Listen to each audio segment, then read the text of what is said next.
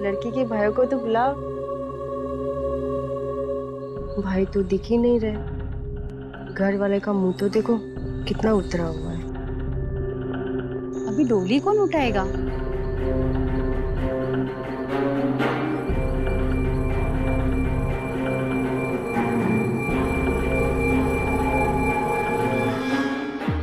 मैं आती हूँ।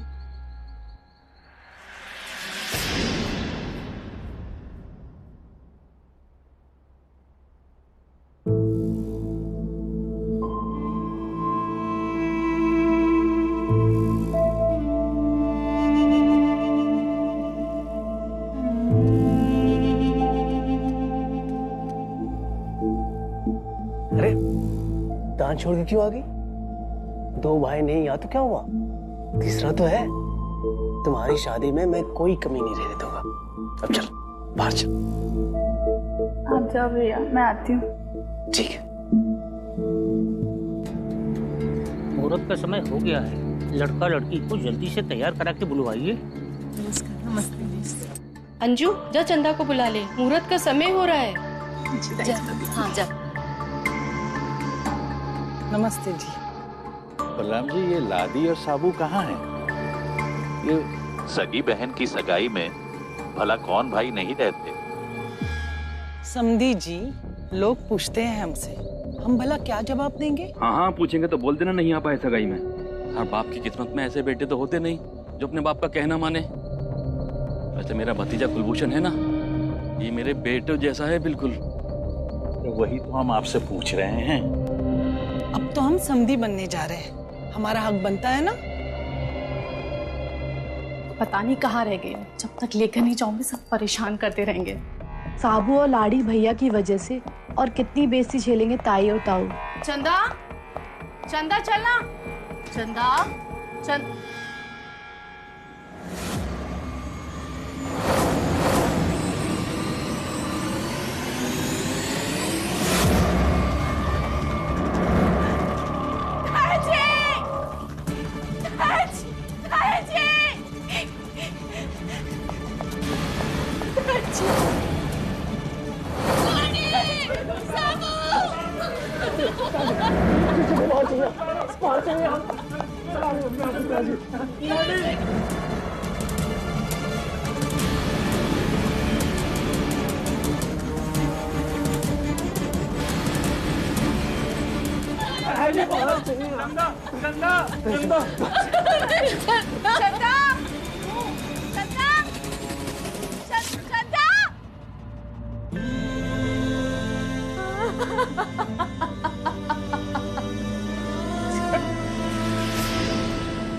पुलिस का फुल फॉर्म जानते हो?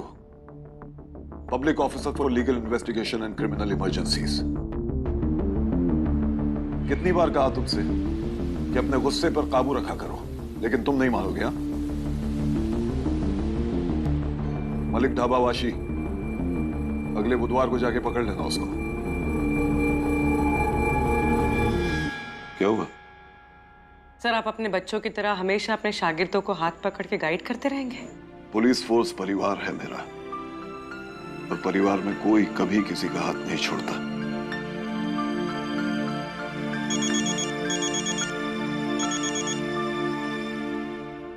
SI Khan here. What?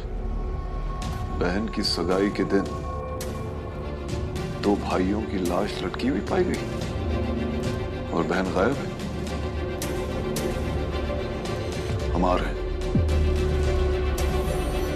Rohit, let's go. Manju Gupta कौन है? सर, मैं हूँ। आप ही ने फोन किया? हाँ सर। कोई बाहर तो नहीं गया? नहीं, आपके मुताबिक मैंने सबको ही नहीं रोक के रखा है। चंदा मिल तो जाएगी ना? चिंता मत कीजिए, चंदा जरूर मिलेगी। उसका कमरा कहाँ है? मौसम पुलिस के पूछताछ में। क्या कहा आपने? थोड़ी सी इंसानियत बाकी है तो इस्तेमाल कीजिए। इन हालात में भी ऐसी बात कर रहे हैं आप? मंजू जी, चलिए कमरा दिखाइए। कोई कहीं नहीं जाएगा, जो जहां है वहीं रहेगा।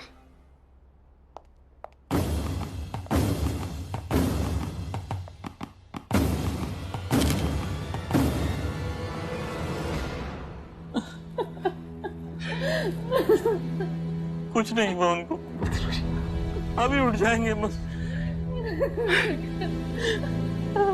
ऐसे शुभ दिन पर ऐसा क्या हुआ क्योंकि दोनों बेटे मर गए और बेटी गायब हो गई?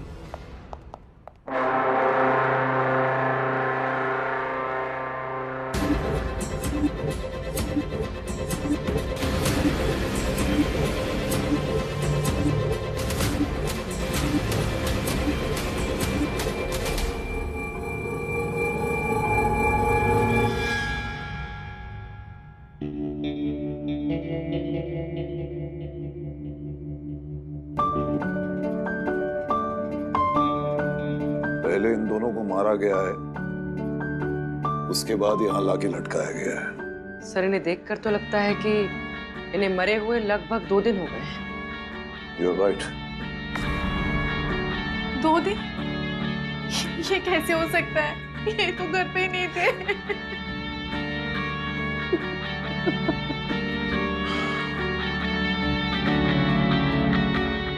तो आप जब इस कमरे में आई, आपने इन्हें लटके हुए देखा और चंदा यहाँ नहीं थी, राइट?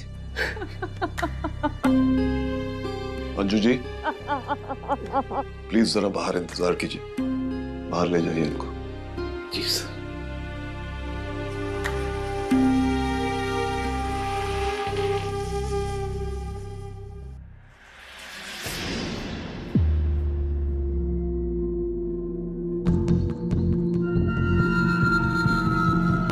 बंद दरवाजा,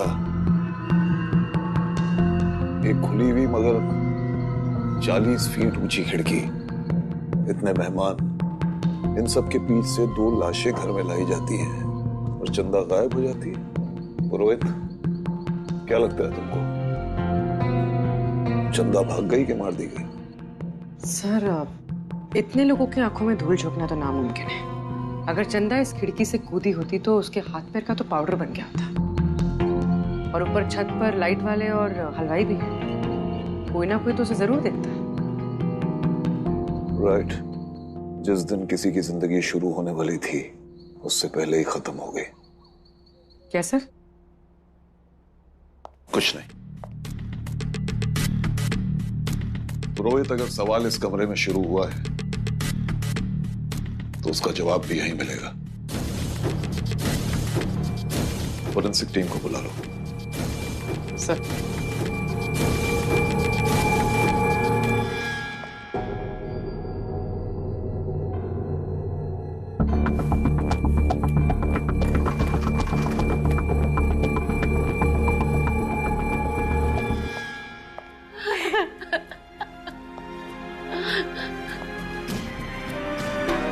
पकड़ लीजिए उन्हें। जिसने मेरे बेटों को मार डाला है, मैं उन्हें मार डालूंगी।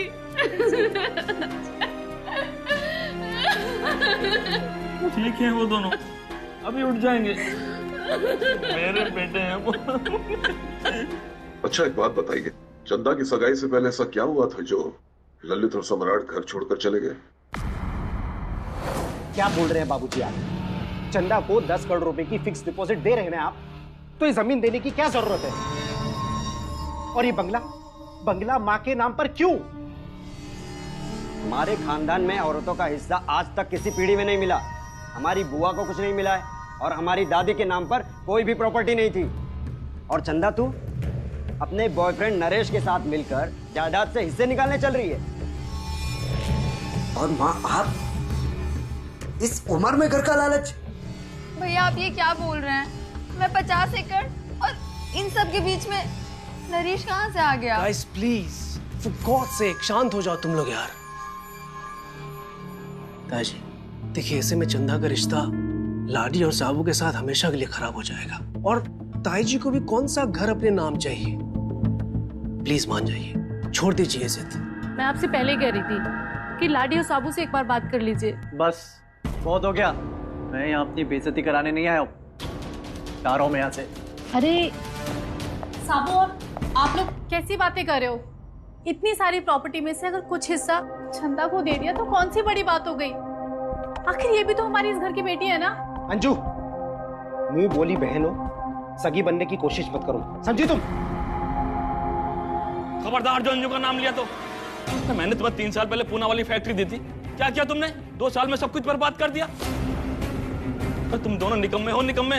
इस घर पर और प्रॉपर्टी पर जितना हक तुम्हारा है उतना ही मेरी बेटी का और मेरी बीवी का भी है, समझे तुम? कुलभूषण, तेरे पास जो बसई वाली फैक्ट्री है ना 75 एकड़ की, उसमें से इन दोनों को कुछ भी नहीं मिलना चाहिए, ठीक है? बस बाबूजी बस। जिस घर में हमारी कोई इज्जत नहीं है ना, उस घर में हमें नहीं रहना। और हाँ, अगर कोई पूछे कि आपके बेटे कहाँ हैं, तो हमें बुलवाने की कोई जरूरत नहीं है। और हाँ, हम ऐसे हार मानकर नहीं जा रहे हैं यहाँ से। हम इस बात को कोर्ट तक लेकर जाएंगे। और चंदा, तू हमारी लाडली थी ना, अब देखना हम क्या करते हैं। चलो भैया, चल। अरे साबू भैया रुकिए ना, भैया प्लीज, भैया मत जाइए, रुकिए ना। अपना परिवार हम बैठ के बात करते हैं ना। अरे कौन सा घर, कैसा परिवार? जिस घर में हमारी हिस्सेदारी नहीं है, हम वहाँ नहीं रुक सकते। चलो भैया। भैया प्लीज, भैया प्लीज, भैया। चंदा, राज, मैं हूं ना, मैं सब संभाल लूंगा, चिंता मत कीजिए आप। उसके बाद मेरे दोनों बेटे की लाशें चंदा के कमरे में मिली। चंदा भी कहीं चली गई थी। मेरे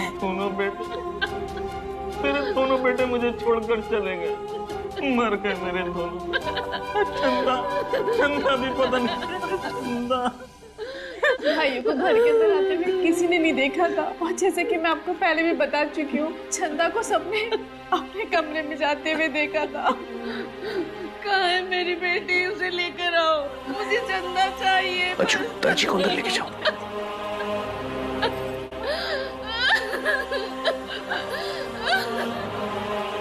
बलराम जी, मैं जानता हूं कि ये वक्त आपकी फैमिली के लिए बहुत कठिन है, लेकिन मुझे लगता है कि जायदाद का झगड़ा है। मतलब ये कि आपके बेटों के पास अपनी बहन को मारने का मोटिव था। ये भी हो सकता है कि चंदा को लगता हो कि उसके भाइयों से उसकी जान को खतरा है, इसलिए दोनों को मारकर भाग गई। कैसी बात कर रहे हैं आप? ऐसी बहन जो अपने भाइयों पर जान कुर्बान करती है। उसको अपनी सगाई का कितना बेसब्री से इंतजार था, और अपनी सगाई के दिन ही वो खुश नहीं थी। उसके भाई उसकी शादी में मौजूद नहीं थे। आप ऐसी बहन पर शक कर रहे हैं? बलराम जी, ये जो प्रॉपर्टी के झगड़े होते हैं ना, बहुत खतरनाक होते हैं। खून के रिश्ते भी आपस में एक दूसरे के दुश्मन बन जाते हैं।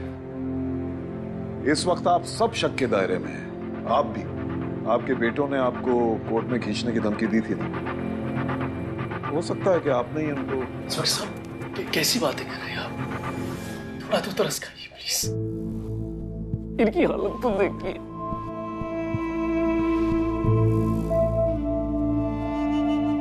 सर, एक बाप ऐसे क्यों करेगा? रोहित, हमारा काम इमोशनल होना नहीं है, खूनी को पकड़ना है।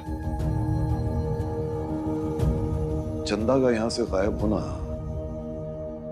कुछ अजीब लगता है। तुम शर्मा से कहो कि सारे गेस्ट को बाहर लाइन अप करे, पूछताछ करनी है मुझे उनसे। जाओ। सर,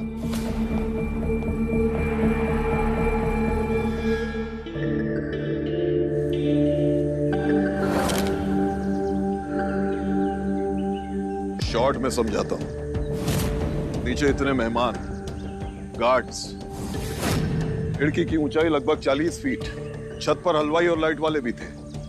चंदा किसी भी तरह उतरती तो नजर आती। देखिए, अगर आप लोगों में से किसी ने भी कुछ भी देखा, कुछ भी, तो बता दो। यही आप लोगों के लिए अच्छा होगा, क्योंकि आप सब शक के घेरे में। हम सब तो यहीं पर थे। अगर वो आती तो सबको पता चल जाता। दुल्हन पर तो सबकी नजरें होती है। लाडी और साबू साहब तो 5 दिन से गायब थे, और हम भी यही थे। उनको ना आते देखा, ना जाते देखा। हम दोनों छत पर खाना और मिठाई वगैरह बना रहे थे। अगर दुल्हन छत की तरफ से जाते साहब, तो हम दोनों को तुरंत पता चल जाता, लेकिन हम दोनों कुछ भी नहीं देखा साहब। मैं लाइट और कपड़े चेक कर रहा था पूरे वक्त। साहब, हम भी इसी के साथ काम कर रहे हैं। चंदा मैडम को उनके घर के कमरे की खिड़की तो क्या, घर के किसी भी कमरे की खिड़की के पास नहीं देखा। ऐसा कैसे हो सकता है कि किसी ने कुछ नहीं देखा? कुछ तो मिस हो रहा है हमसे।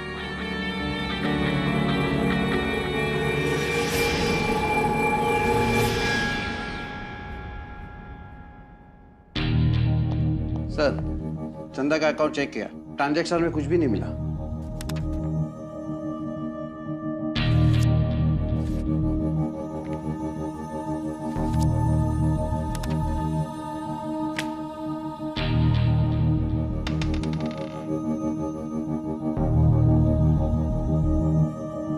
कमरे के दरवाजे के अलावा बस एक खिड़की है, लेकिन इससे कोई कैसे आया होगा? सर, चंदा के कमरे के सामान की लिस्ट से हमें क्या मिलेगा? I mean, ललित और सम्राट की मौत का इससे और चंदा के गायब होने से क्या ताल्लुक हो सकता है?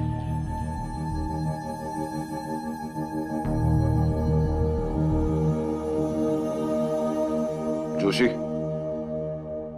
मुझे ललित और सम्राट के फोन्स की 5 दिन की लोकेशन ट्रैकिंग चाहिए।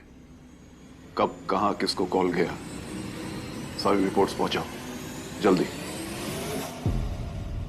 डॉक्टर जीविका, आप यहां? जरूर कोई इंपॉर्टेंट बात होगी, बैठिए। जी सर। हाँ जी, कहिए। आप लोगों का अंदाजा एकदम सही था कि मौत 48 घंटे पहले हुई है, लेकिन मौत गला घोटने से नहीं हुई, जहर से हुई है। और कुछ बहुत अजीब सा है, ये देखिए, ये भी देखिए सर। ये बॉडीज पे कपड़ों के रेशे? जी सर, ये सिल्क के कपड़े के रेशे हैं। सिल्क के कपड़े में शायद बॉडी को बांधा गया था, या फिर बॉडीज को किसी ऐसी जगह पर रखा गया होगा जहां आसपास लाल रंग के कपड़े हो। बिल्कुल हो सकता है। शर्मा, चंदा के घर के सामान की लिस्ट दो। सर, इस लिस्ट में एक संदूक में मिला है जो 3x7 का है। इसमें चंदा की शादी का सामान है सर। शर्मा, तुम मेरे साथ चलो। सर। वो पुरोहित, चंदा तक पहुंचने का कोई रास्ता निकालो। सर। चलो शर्मा।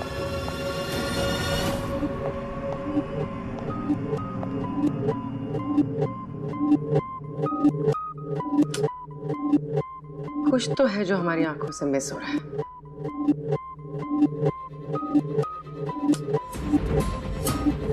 सगाई वाली रात चंदा के कमरे की खिड़की से एक पर्दा लटक रहा था 7:30 बजे, और 8:30 बजे खिड़की के ऊपर ये दूसरा पर्दा कैसे आ गया?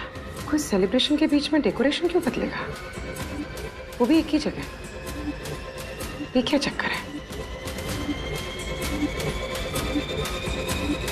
तो क्या बात कर रहे हो तुम लोग? हमारे घर में इतना सब कुछ हो गया और तुम्हें पेमेंट की पड़ी है। भाग तो नहीं जाएंगे ना हम? देखो, तुम लोग जाओ यहाँ से, बाद में आना। अरे साहब, हमारी बात सुनिए, ऐसा मत कीजिए। अब हमारे साथ जो कुछ भी हुआ, इनका मेहनताना तो बनता है ना। ताजी, ये इनका हक है, इनको देना ही पड़ेगा। माफ कीजिएगा कुलभूषण साहब, हमें दूसरी जगह काम पे जाना है। भगवान से दुआ करूंगा कि इस घर की बिटिया वापस आ जाए। हमने भी लॉरी मंगाकर पर्दे, लाइटें सब उतरवा दिए। इतना बड़ा हादसा हो गया घर में, हमें सजावट चुभ रही थी। कैसन बा, सजावट चुभ रही थी क्या? इतना जल्दी उतरवा दिए? पैसा मांगने में एक दिन भी वेस्ट नहीं किए। अबे बनिया बुद्धि के साथ साथ थोड़ी इंसानियत भी दिखाओ। चलो। सर, चंदा का कुछ पता चला?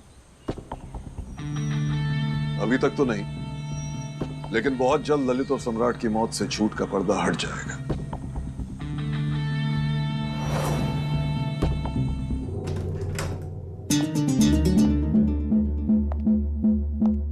शर्मा, चाबी। चाबी? सर, क्या कर रहे हैं आप? सर, इस संदूक में तो शादी की साड़ियां। चाबी। शर्मा, खोलो।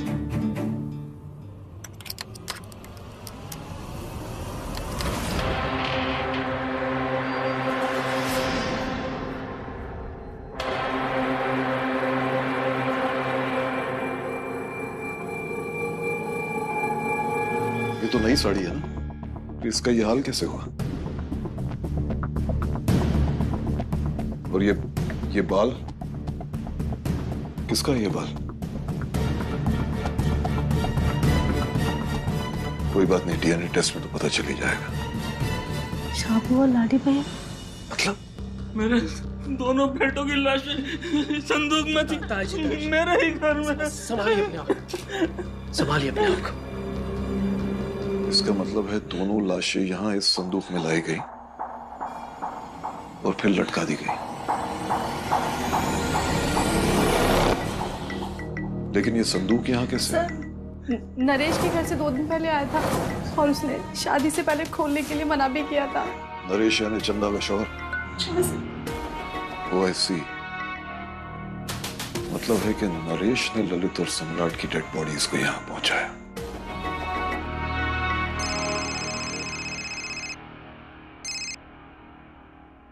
हाँ पुरोहित। सर, चंदा के गायब होने का एक सबूत हाथ लगा है। ठीक है, मैं आता हूं। शर्मा सर, तुम नरेश को लेकर थाने पहुंचना जी, और इस एविडेंस का ख्याल रखो। ओके। और आप लोग भी बाहर चलिए, इस रूम को सील करना पड़ेगा। नरेश ने मेरे दोनों बेटों को लाडी को भी गायब कर दिया, आखिर क्यों? और हाँ, ये पूरा रूम सील करवा देना। जी सर।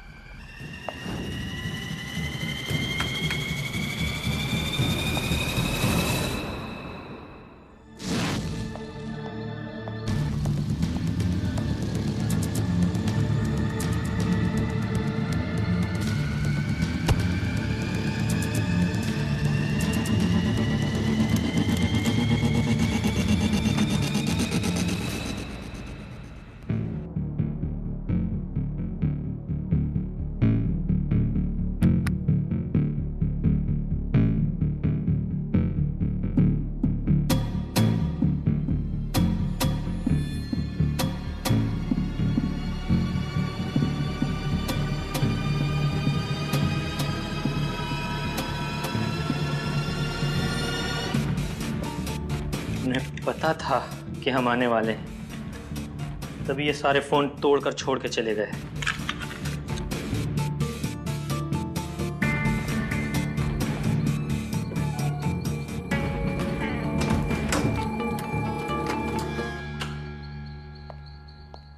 सुनिए जी, आप इधर ही रहती हैं क्या? हम बगल वाले घर पर। नरेश को देखा है क्या आपने? वो नरेश की होने वाली पत्नी जब से गायब हुई है चंदा, तब से इन लोगों को नहीं देखा है। ठीक है। नरेश को अगर पैसों का लालच था तो चंदा से शादी तक तो रुकता। पता नहीं क्या हुआ होगा।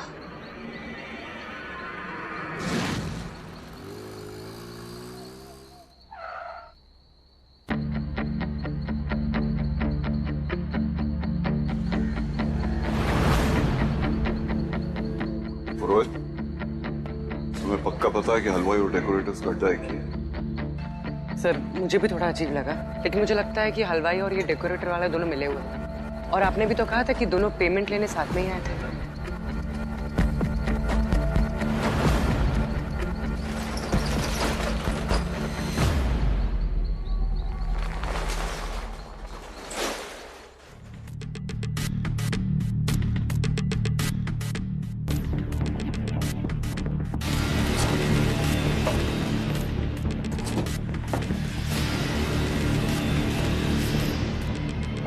सर, ये तो सारी चीजें लेके गायब हो गए। लगता है आपको जसवल हाउस में देख के उनको शक हो गया कि हम उनके पीछे आएंगे। मुजरिम को शक नहीं होता पुरोहित, यकीन होता है कि पुलिस उनके पीछे जरूर आएगी। हेलो, क्या? ठीक है, तुम पुलिस स्टेशन पहुंचो। अब क्या बुरी खबर है? सर, नरेश और उसके माँ बाप सब गायब हैं और सिम कार्ड्स भी डिस्ट्रॉय कर दिए।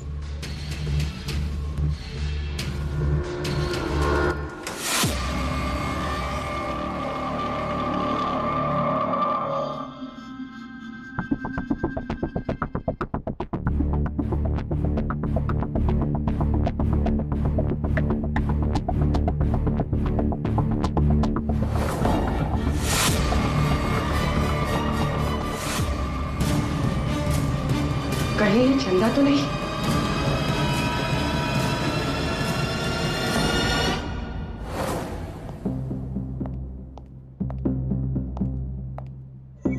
Damn it! नरेश और उसके साथी भाग गए और कोई सबूत भी नहीं छोड़ के गए। आई एम टेलिंग यू पुरोहित, कोई चूक हो रही है हमसे।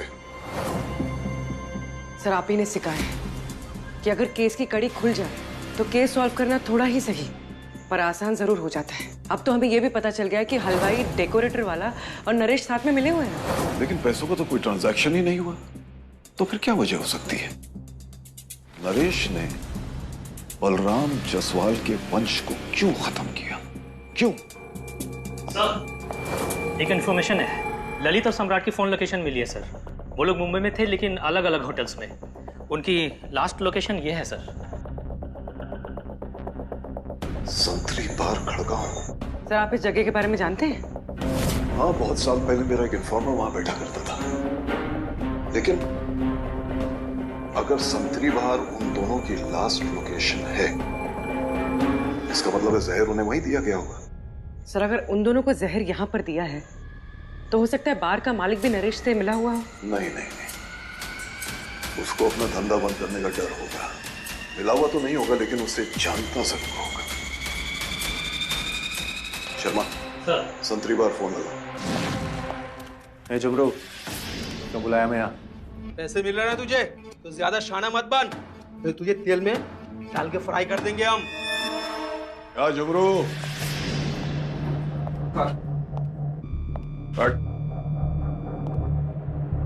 कैसा है? ठीक है सर। आए को ये सब लफड़ा करता है? हाँ? सब लाइसेंस कैंसिल कराने का है क्या तेरे को? साहब गलती हो गई साहब। अगर मुझे मालूम होता कि ऐसा कुछ करने वाले ये लोग, आप तो जानते हैं मैं ऐसा कुछ करता ही नहीं साहब।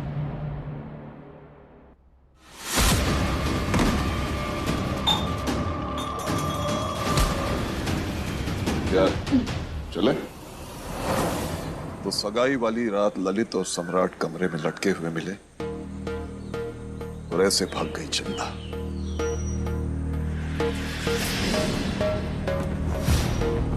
छत पर उन्होंने चादर डाली और चादर की आड़ में रस्सी के सहारे वो किसी तरह चंदा के कमरे में पहुंचे और वहां पे उसे बेहोश करके फिर उसी रस्सी के सहारे छत तक लाए।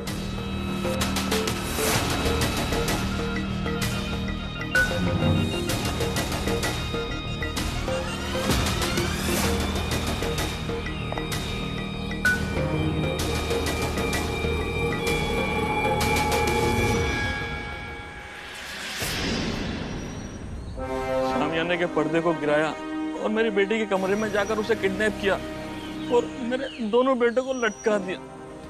सब कुछ सबके सामने हुआ, लेकिन हर किसी की नजर उस दूसरे पर्दे पर ऐसे पड़ी कि सबकी नजर पे पर्दा पड़ गया। चंदा को बांध कर लेकर भी चले गए, पर्दा भी बदल दिया, लेकिन पर्दे के पीछे की सच्चाई किसी को नजर नहीं आई। और अब पेश हैं इस कहानी के असली किरदार।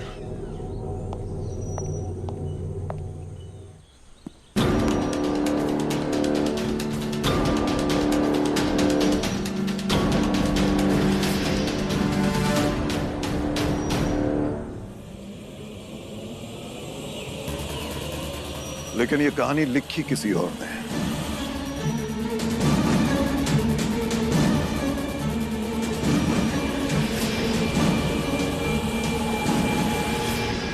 अपने जाने का अफसोस नहीं है मुझे, मेरा बदला पूरा हो गया। लाडी, साबू और आपकी प्यारी चंदा सब खत्म हो गए। ताया जी, मैंने आपके पूरे खानदान को खत्म कर दिया, ठीक उसी तरह जिस तरह 200 एकड़ जमीन के लिए आपने मेरे माँ बाप को खत्म कर दिया था। 5 साल की उम्र में मैं अनाथ हो गया था सर, और मैं तब से सोचता रहा कि इन्हें बर्बाद कैसे करूं। और फिर वसीयत बना के इन्होंने मुझे रास्ता दिखा दिया और मैंने खेल का पहला प्यादा चुना, नरेश। नहीं चाहिए ऐसे पैसे जिससे मेरे माँ बाप और भाई बहन में दरार आए। और अगर तुम्हें मुझसे ज्यादा मेरे पैसों से प्यार है ना, तो फिर नहीं करनी मुझे ये शादी। चंदा, चंदा यहाँ के बैठो। चंदा, तुम्हारा भाई पहले ही मुंह फेर के जा चुका है और अब तुम अपने माँ बाप के पैसे ठुकरा रही हो? चंदा, ये जायदाद नहीं है, तुम्हारे माँ बाप का आशीर्वाद है। और अगर पैसे आ भी रहे हैं तो इसमें प्रॉब्लम क्या है? हम पक्का इसे किसी अच्छे काम में लगाएंगे। अगर पैसे आते भी हैं तो वो मेरे होंगे, तुम्हारा उससे कोई नाता नहीं। चंदा, चंदा मेरी बात तो सुनो। चंदा 1 मिनट रुक के मेरी बात तो सुन लो प्लीज। और अगर बिना शादी के पैसे मिल जाए तो क्या करना पड़ेगा?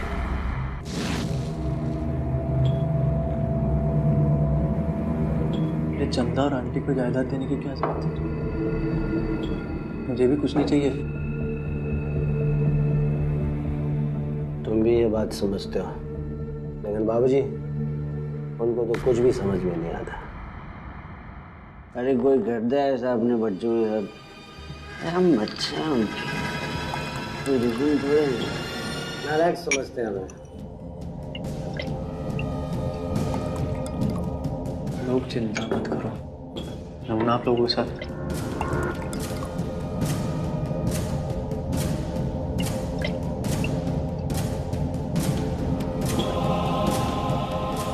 मैं बात करूंगा जाके उनसे, जाऊंगा, मैं गलत हूँ। छोड़ेंगे नहीं उन्हें।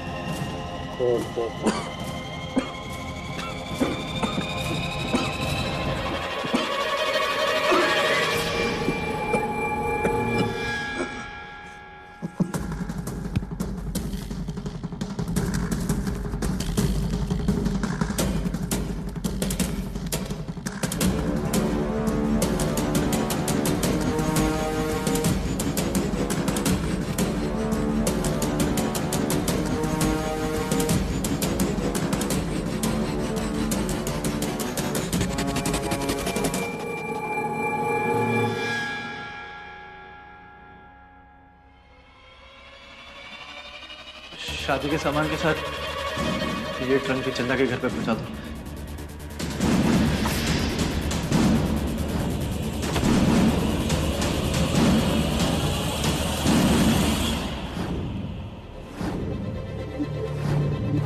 देखो, प्लान बहुत सिंपल है, ध्यान से सुनो। तुम लोग कनात बांधने के लिए छत पे जाओगे, ठीक है? वहां से एक रस्सी तुम लोग उस खिड़की से उस बेडरूम में डालोगे।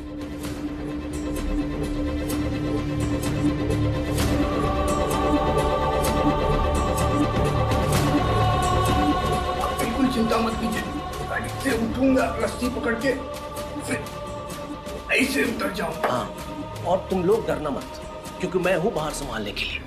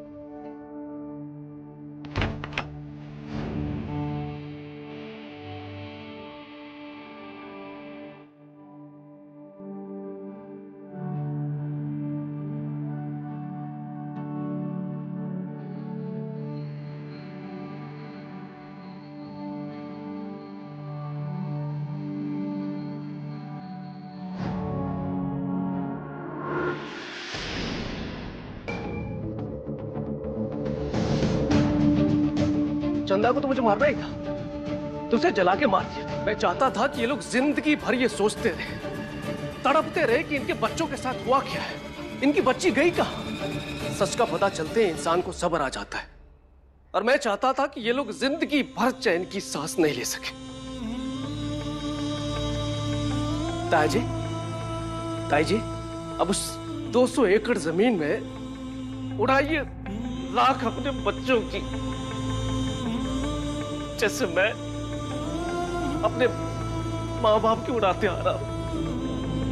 आपने मेरी जिंदगी बहुत पहले खत्म कर दी थी, कुछ नहीं बचा था मेरी जिंदगी में। लेकिन अब मैं आपको भी लेके डूबूंगा। दुनिया के सामने सच का पता चलेगा और आप भी जिंदगी भर जेल में तड़पोगे और मैं सुकून से मर पाऊंगा। ले जाओ इसे।